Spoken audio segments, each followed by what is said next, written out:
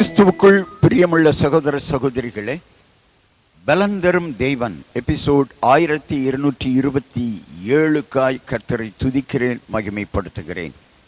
இந்த நாளிலும் சங்கீதம் 130 5வது வசனம், கர்த்தருக்கு காத்திருக்கிறேன், என் ஆத்துமா காத்திருக்கிறது, அவருடைய வார்த்தையை நம்பியிருக்கிறேன். சங்கீதக்காரன் சொல்லுகிறான், கர்த்தருடைய வார்த்தையை நான் நம்பி இருக்கிறேன். நம்முடைய எண்ணங்கள், நம்முடைய நினைவுகள், நம்முடைய விருப்பங்கள் நிறைவேறுவதிலே தாமதம் ஏற்படலாம்.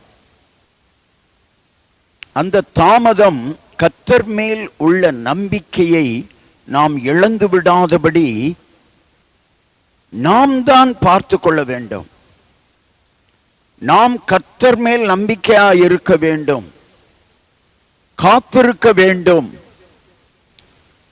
கர்த்தருக்கு காத்திருக்கிறவர்களோ கழுகுகளைப் போல செட்டைகளை அடித்து எழும்புவார்கள். அவர்களுக்கு களைப்போ இளைப்போ இல்லை.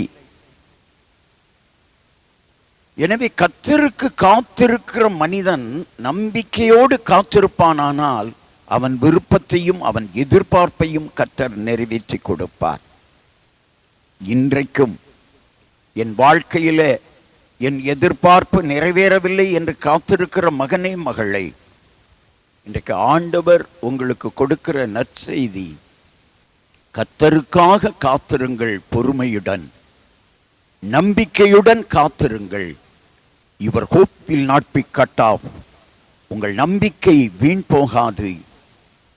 நீங்கள் என்ன காரியத்தை நம்பிக்கொண்டிருக்கிறீர்களோ அந்த காரியத்திலே பொறுமையை கடைப்பிடியுங்கள். ஆண்டவர் உங்களுக்கு உங்கள் நம்பிக்கையை நிறைவேற்றி தருவார்.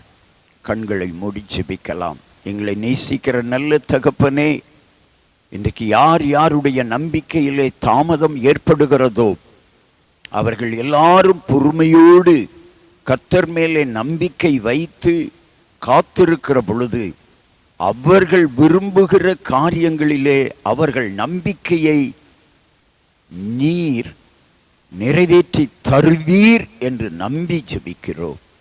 கர்த்தருக்கு காத்திருக்கிற பிள்ளைகளை கர்த்தர் நீண்ட நாட்கள், நீண்ட நேரம் காத்திருக்க செய்யாமல் அவர்கள் நம்பிக்கையை ஆண்டவரே நிறைவேற்றி தருவீராக. கர்த்தருக்கு காத்திருக்கிற மகனே, மகளே, உன் நம்பிக்கை வீண் போகாது.